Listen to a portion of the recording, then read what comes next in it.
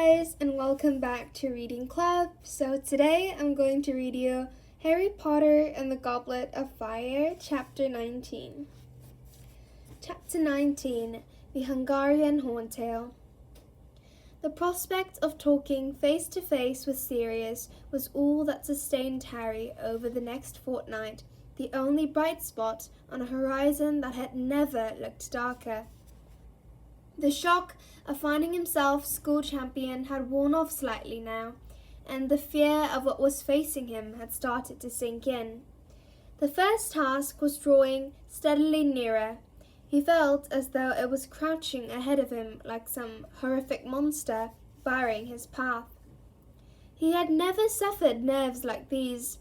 They were way beyond anything he had experienced before a Quidditch match, not even his last one against Slytherin, which had decided who would win the Quidditch Cup.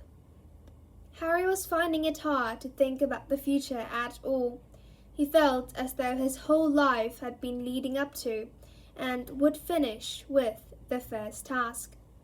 Admittedly, he didn't see how Sirius was going to make him feel any better about having to perform an unknown piece of difficult and dangerous magic in front of hundreds of people, but the mere sight of a friendly face would be something at the moment.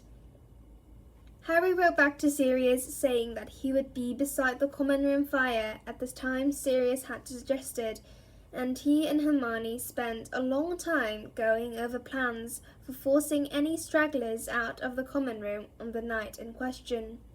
If the worst came to the worst, they were going to drop a bag of dong bombs, but they hoped they wouldn't have to resort to that.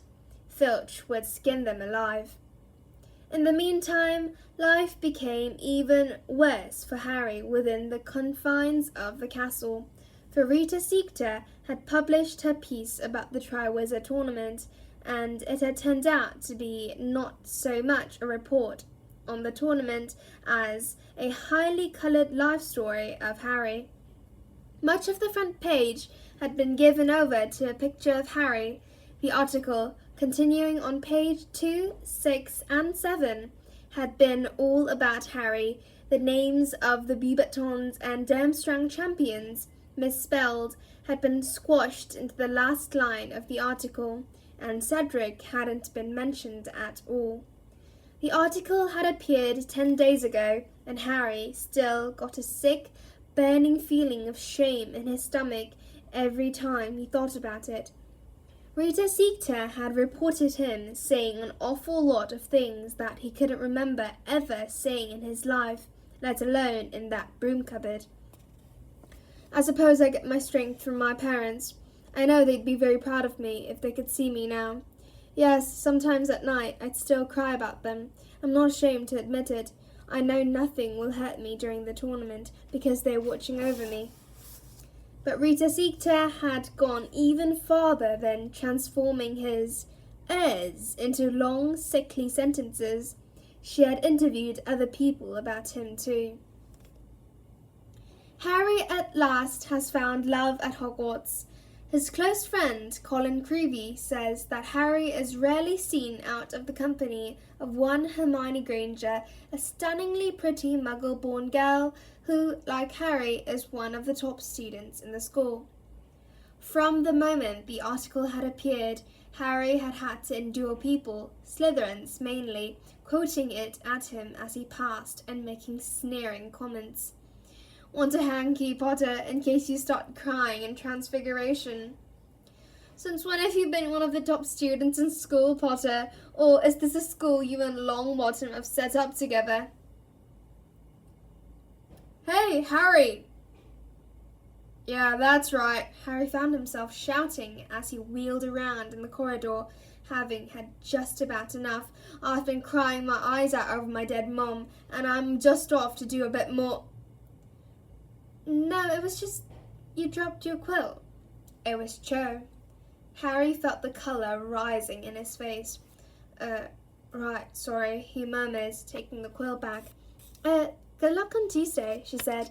I really hope you do well. Which left Harry feeling extremely stupid.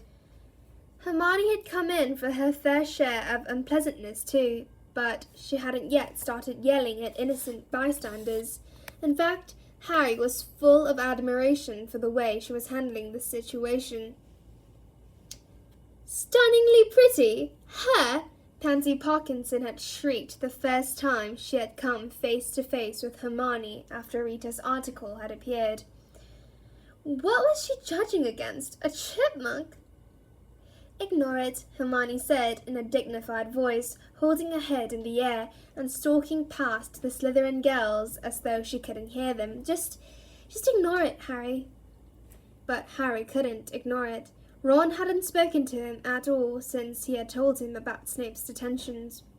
Harry had half hoped they would make things up during the 2 hours they were forced to pickle rats' brains in Snape's dungeon, but that had been the day Rita's article had appeared, which seemed to have confirmed Ron's belief that Harry was really enjoying all the attention. Hermione was furious with the pair of them. She went from one to the other, trying to force them to talk to each other, but Harry was adamant.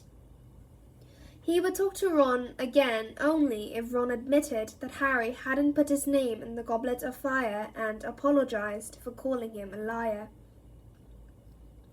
"I didn't start this," Harry said stubbornly. "It's his problem." "You miss him," Hermione said impatiently, "and I know he misses you." "Miss him?" said Harry. "I don't miss him." But this was a downright lie. Harry liked Hermione very much, but she just wasn't the same as Ron. There was much less laughter and a lot more hanging around in the library, and Hermione was your best friend. Harry still hadn't mastered summoning charms. He seemed to have developed something of a block about them, and Hermione insisted that learning the theory would help. They consequently spent a lot of time poring over books during their lunchtimes. Victor Crumb was in the library an awful lot too, and Harry wondered what he was up to. Was he studying, or was he looking for things to help him through the first task? Hermione often complained about Crumb being there. Not that he ever bothered them, but because groups of giggling girls often turned up to spy on him from behind bookshelves, and Hermione found the noise distracting. "He's not even good-looking," she muttered angrily, glaring at Crumb's sharp profile. "They only like him because he's famous. They wouldn't look twice at him if he couldn't do that wonky feint thing." "Wronsky feint," said Harry through gritted teeth. Quite apart from liking to get Quidditch terms correct, it caused him another pang to imagine Ron's expression if he could have heard Hermione talking about wonky feints. It is a strange thing, but when you are dreading something and would give anything to slow down time, it has a disobliging habit of speeding up. The days until the first task seemed to slip by as though someone had fixed the clocks to work at double speed. Harry's feeling of barely controlled panic was with him wherever he went, as ever-present as the snide comments about the Daily Prophet article. On the Saturday before the first task, all students in the 3rd year and above were permitted to visit the village in Hogsmeade. Hermione told Harry that it would do him good to get away from the castle for a bit, and Harry didn't need much persuasion. "What about Ron, though?" he said. "Don't you want to go with him?" "Oh, well," Hermione went slightly pink. "I thought we might meet up with him in the Three Broomsticks." "No," said Harry flatly. "Oh, Harry, this is so stupid." "I'll come, but I'm not meeting Ron, and I'm wearing my invisibility cloak." "Oh, all right then," Hermione snapped. "But I hate talking to you in that cloak. I never know if I'm looking at you or not." So Harry put on his invisibility cloak in the dormitory, went back downstairs, and together he and Hermione set off for Hogsmeade. Harry felt wonderfully free under the cloak. He watched other students walking past them as they entered the village, most of them sporting Support Cedric Diggory badges, but no horrible remarks came his way for a change, and nobody was quoting that stupid article. People keep looking at me now, said Hermione grumpily as they came out of Honeyduke's sweet shop later, eating large cream-filled chocolates. They think I'm talking to myself. Come on, please just take off your cloak for a bit. No one's going to bother you here. Oh yeah, said Harry. Look behind you. Rita Skeeter and her photographer friend had just emerged from the Three Broomsticks pub. Talking in low voices, they passed right by Hermione without looking at her.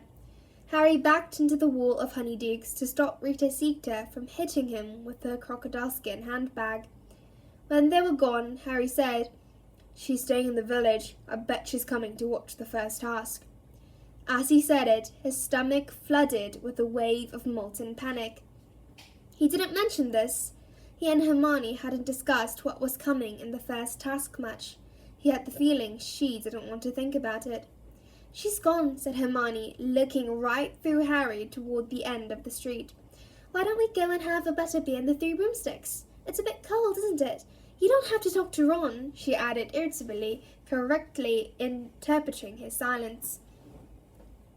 The Three Broomsticks was packed, mainly with Hogwarts students enjoying the free afternoon, but also with a variety of magical people Harry rarely saw anywhere else.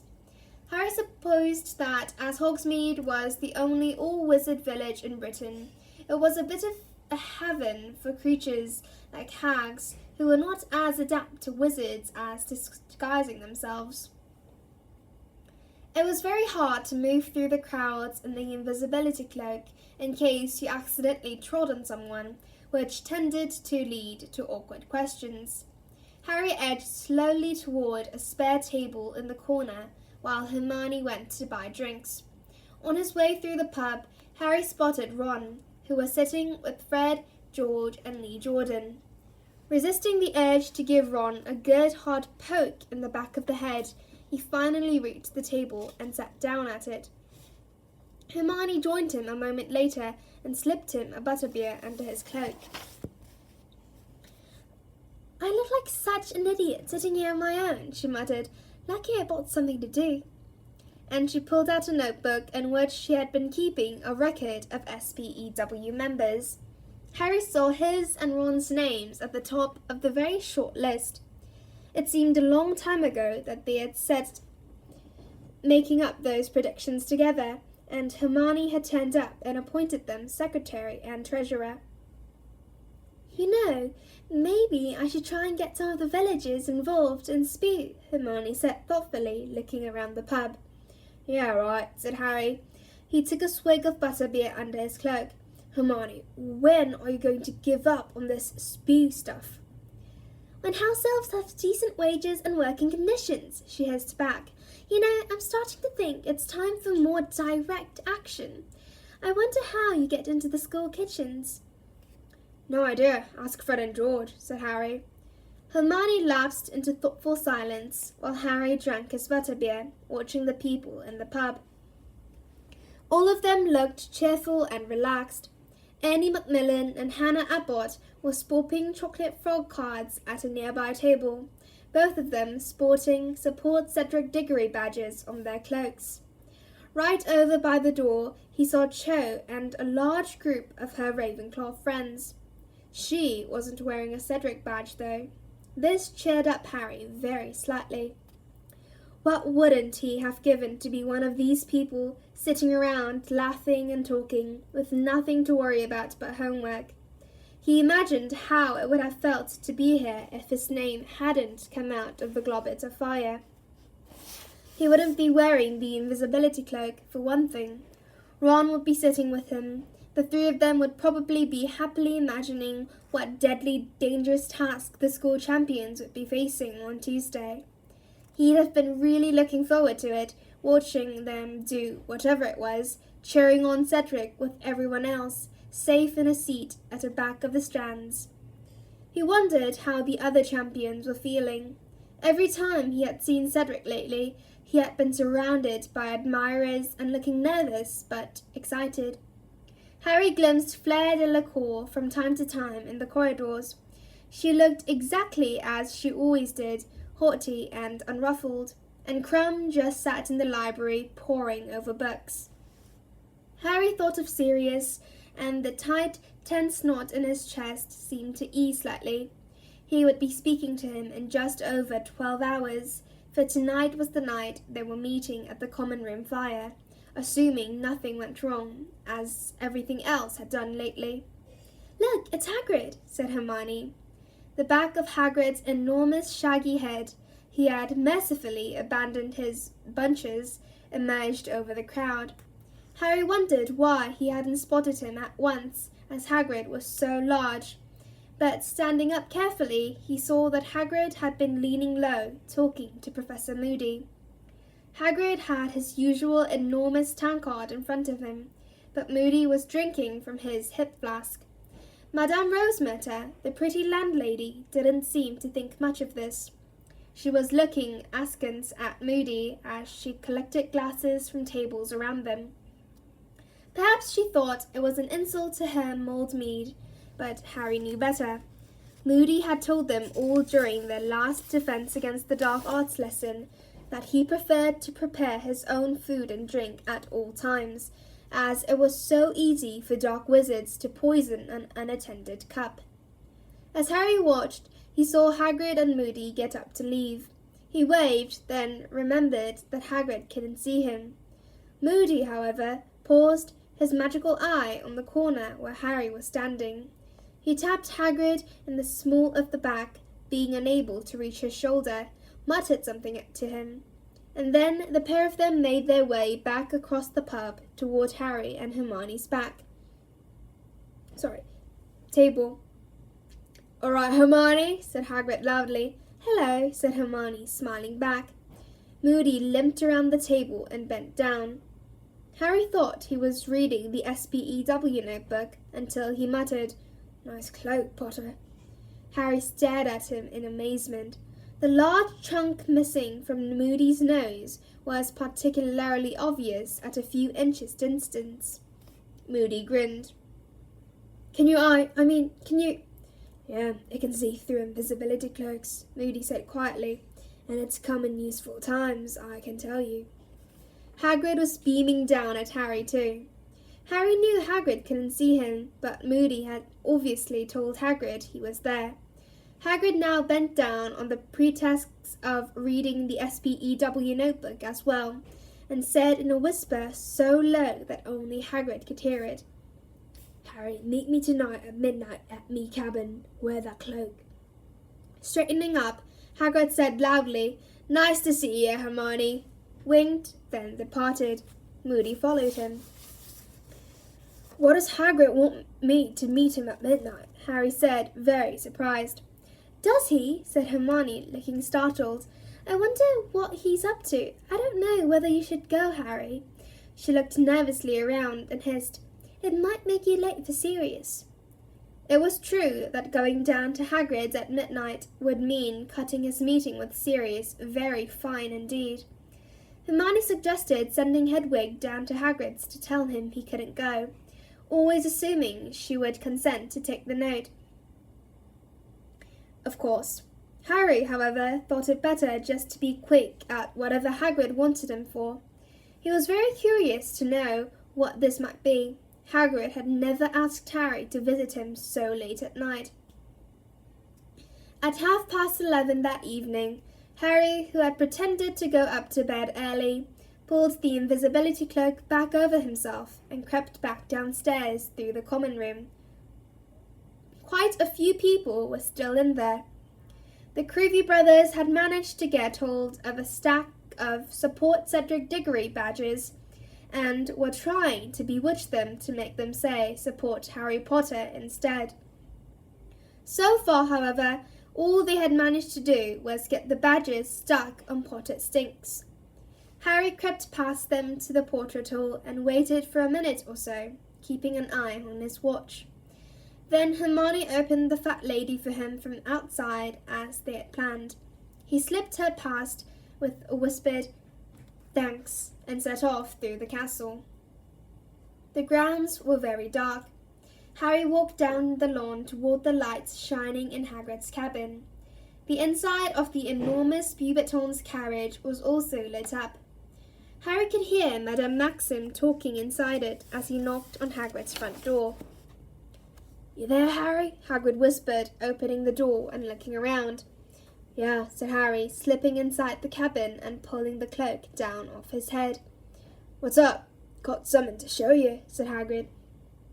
There was an air of enormous excitement about Hagrid. He was wearing a flower that resembled an oversized artichoke in his buttonhole. It looked as though he had abandoned the use of axle grease, but he had certainly attempted to comb his hair.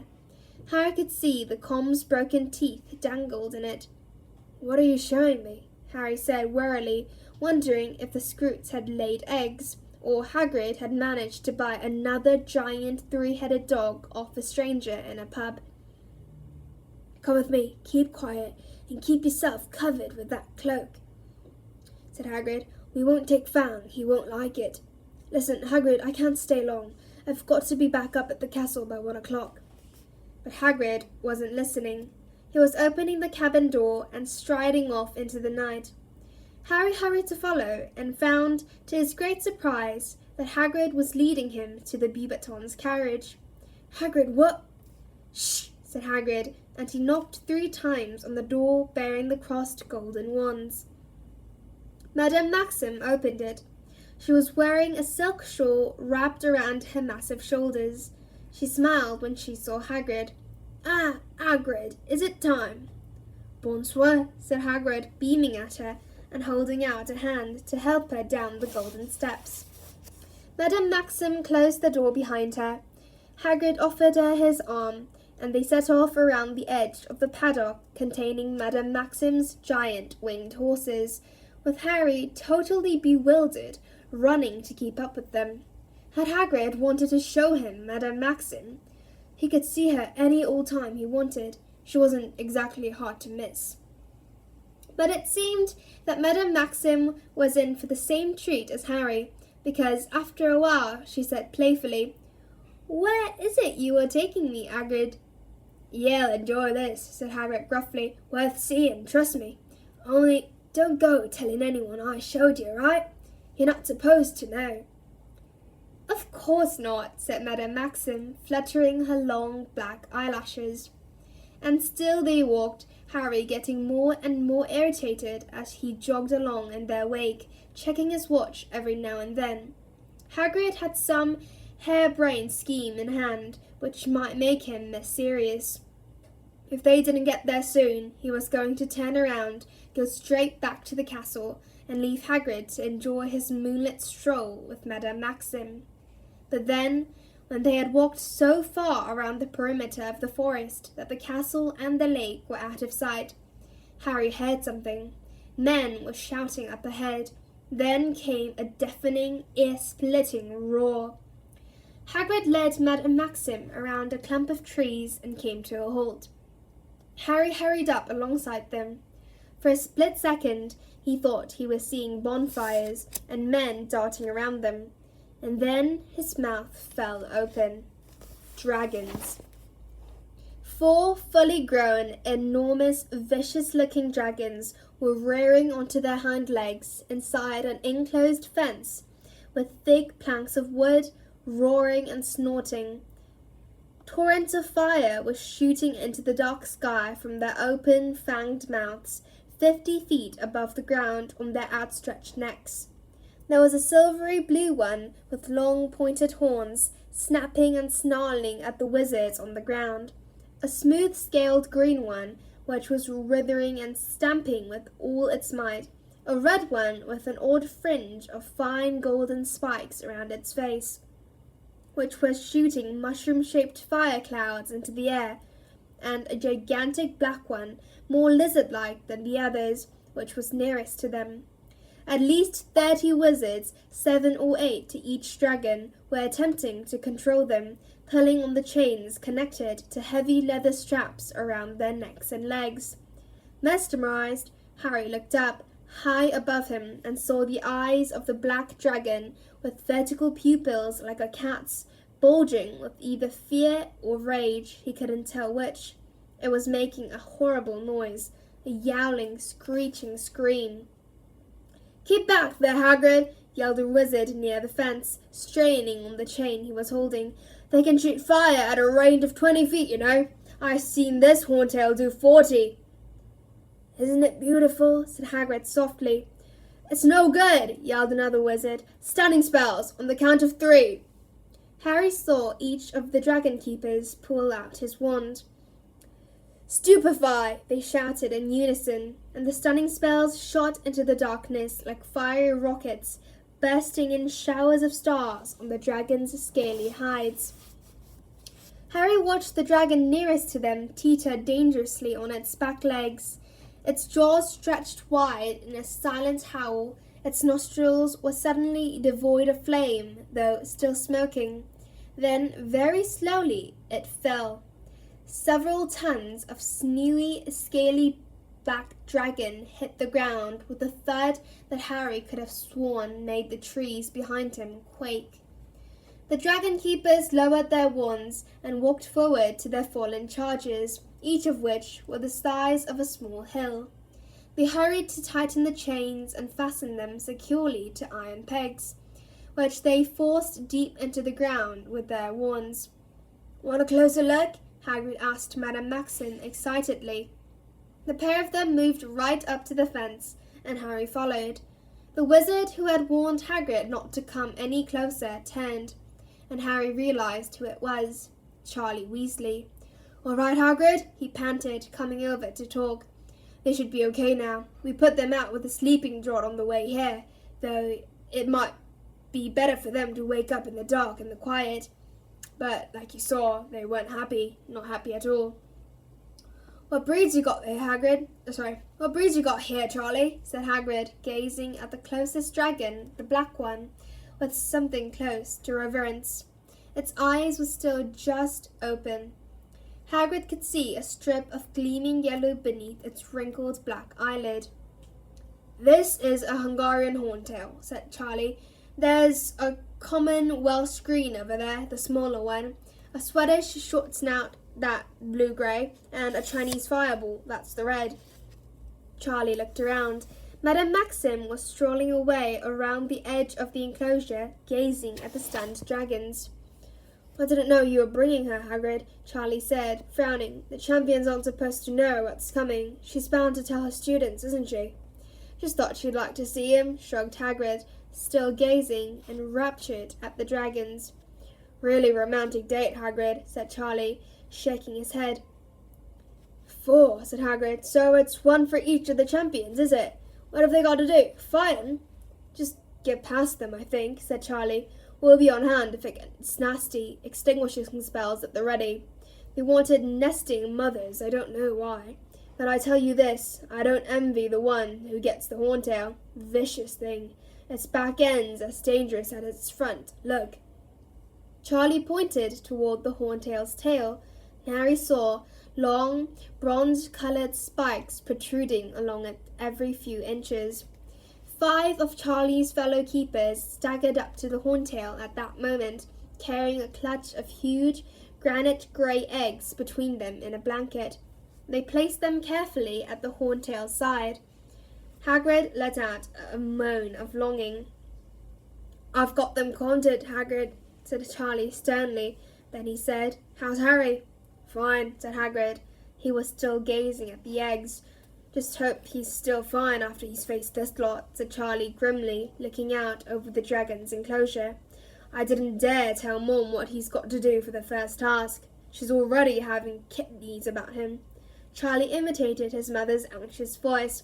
"How could they let him enter that tournament? He's much too young. I thought they were all safe. I thought there was going to be an age limit." She was in floods after that Daily Prophet article about him. "He still cries about his parents. Oh, bless him, I never knew." Harry had had enough. Trusting to the fact that Hagrid wouldn't miss him, with the attractions of 4 dragons and Madame Maxim to occupy him, he turned silently and began to walk away, back to the castle. He didn't know whether he was glad he'd seen what was coming or not. Perhaps this way was better. The first shock was over now. Maybe if he'd seen the dragons for the first time on Tuesday, he would have passed out cold in front of the whole school. But maybe he would anyway. He was going to be armed with his wand, which, just now, felt like nothing more than a narrow strip of wood against a 50-foot-high, scaly, spike-ridden, fire-breathing dragon. And he had to get past it, with everyone watching. How? Harry sped up, skirting the edge of the forest. He had just under 15 minutes to get back to the fireside and talk to Sirius, and he couldn't remember ever wanting to talk to someone more than he did right now, when, without warning, he ran into something very solid. Harry fell backward, his glasses askew, clutching the cloak around him. A voice nearby said, "Ouch, who's there?" Harry hastily checked that the cloak was covering him and lay very still, staring up at the dark outline of the wizard he had hit. He recognized the goatee. It was Karkaroff. "Who's there?" said Karkaroff again, very suspiciously, looking around in the darkness. Harry remained still and silent. After a minute or so, Karkaroff seemed to decide that he had hit some sort of animal. He was looking around at waist height, as though expecting to see a dog. Then he crept back under the cover of the trees and started to edge forward toward the place where the dragons were.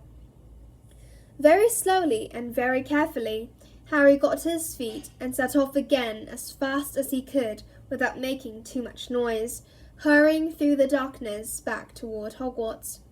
He had no doubt whatsoever what Karkaroff was up to. He had sneaked off his ship to try and find out what the first task was going to be. He might have even spotted Hagrid and Madame Maxim heading off around to the forest together. They were hardly difficult to spot at a distance. And now all Karkaroff had to do was follow the sound of voices, and he, like Madame Maxim, would know what was in store for the champions. By the looks of it, the only champion who would be facing the unknown on Tuesday was Cedric. Harry reached the castle, slipped in through the front doors, and began to climb the marble staircase. He was very out of breath, but he didn't dare slow down. He had less than 5 minutes to get up to the fire. "Balderdash!" he gasped at the fat lady who was snoozing in her frame in front of the portrait hall. "If you say so," she muttered sleepily without opening her eyes, and the picture swung forward to admit him. Harry climbed inside. The common room was deserted, and, judging by the fact that it smelled quite normal, Hermione had not needed to set off any dong bombs to ensure that he and Sirius got privacy. Harry pulled off the invisibility cloak and threw himself into an armchair in front of the fire. The room was in semi-darkness. The flames were the only source of light. Nearby, on a table, the support Cedric Diggory badges the Creevies had been trying to improve were glittering in the firelight. They now read, "Potter really stinks." Harry looked back into the flames and jumped. Sirius's head was sitting in the fire. If Harry hadn't seen Mr. Diggory do exactly this back in the Weasley's kitchen, it would have scared him out of its wits. Instead, his face breaking into the first smile he had worn for days, he scrambled out of his chair, crouched down by the hearth, and said, "Sirius, how are you doing?" Sirius looked different from Harry's memory of him. When they had said goodbye, Sirius's face had been gaunt and sunken, surrounded by a quantity of long, black, matted hair. But the hair was short and clean now. Sirius's face was fuller, and he looked younger, much more like the only photograph Harry had of him, which had been taken at the Potter's wedding. "Never mind me, how are you?" said Sirius, seriously. For a second, Harry tried to say, "Fine," but he couldn't do it. Before he could stop himself, he was talking more than he'd talked in days, about how no one believed he hadn't entered the tournament of his own free will, how Rita Skeeter had lied about him in the Daily Prophet, how he couldn't walk down a corridor without being sneered at, and about Ron not believing him, Ron's jealousy. "And now Hagrid's just shown me what's coming in the first task, and it's dragons, Sirius, and I'm a goner," he finished desperately. Sirius looked at him, eyes full of concern, eyes that had not yet lost the look that Azkaban had given them, that deadened, haunted look. He had let Harry talk himself into silence without interruption, but now he said, "Dragons we can deal with, Harry, but we'll get to that in a minute. I haven't got long here. I've broken into a wizarding house to use the fire, but they could be back any time. There are things I need to warn you about." "What?" said Harry, feeling his spirits slip a farther few notches. Surely there could be nothing worse than dragons coming. "Karkaroff," said Sirius. "Harry, he was a Death Eater." "You know what Death Eaters are, don't you?" "Yes, he what?" "He was caught. He was in Azkaban with me, but he got released. I'd bet everything that's why Dumbledore wanted an aura at Hogwarts this year, to keep an eye on him. Moody caught Karkaroff, put him into Azkaban in the first place." "Karkaroff got released," Harry said slowly. His brain seemed to be struggling to absorb yet another piece of shocking information. "Why did they release him?" "He did a deal with the Ministry of Magic," said Sirius bitterly. "He said he'd seen the error of his ways, and then he named names. He put a load of other people into Azkaban in his place. He's not very popular in there, I can tell you.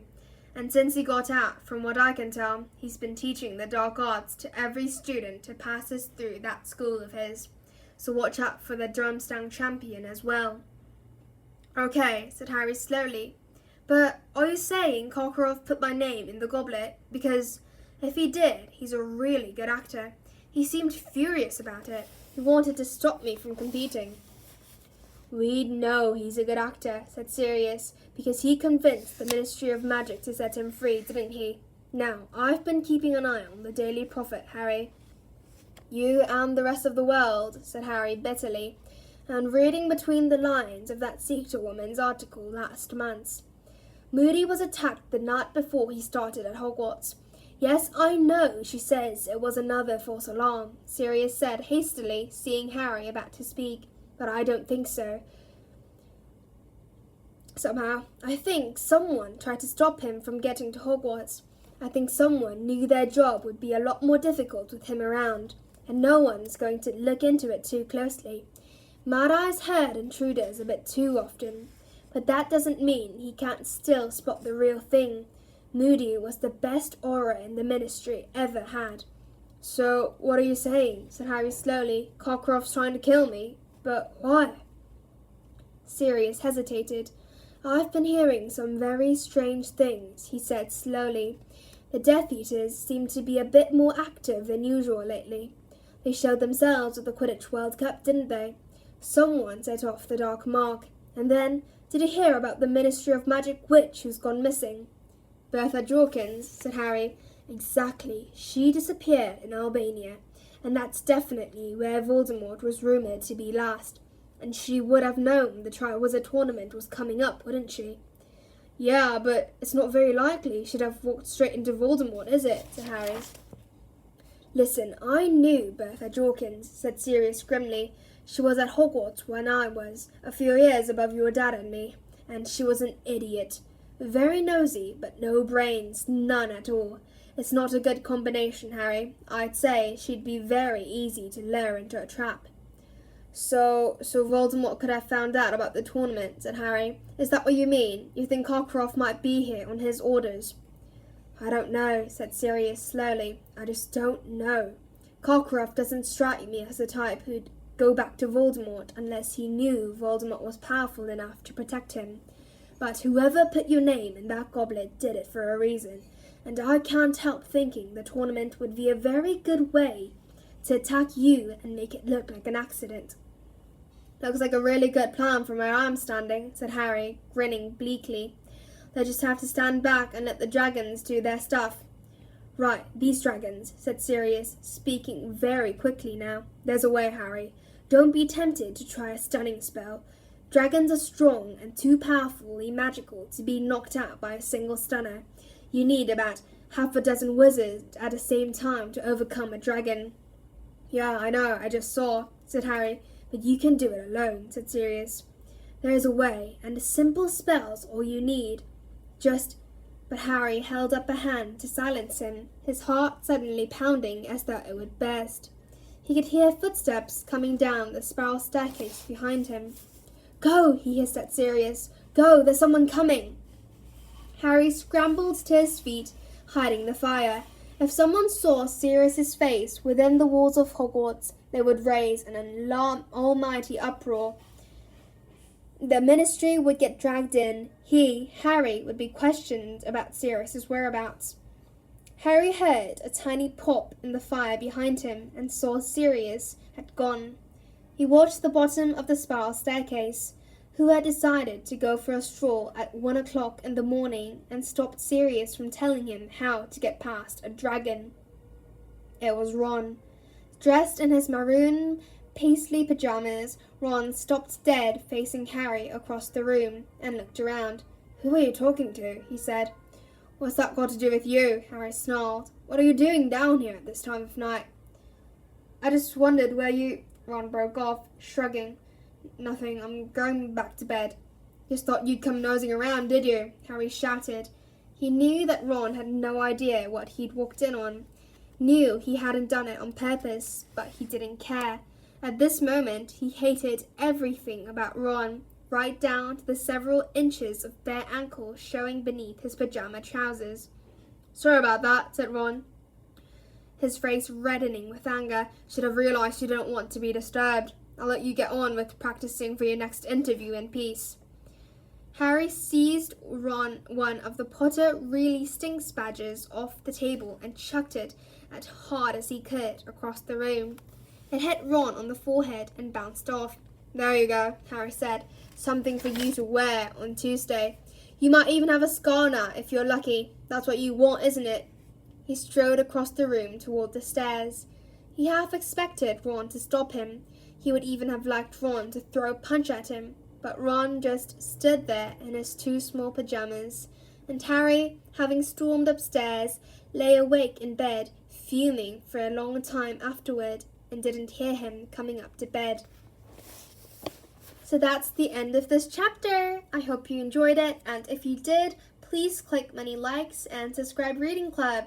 So I'll come back later with a new and improved channel. Thank you for listening, guys. See you next Sunday.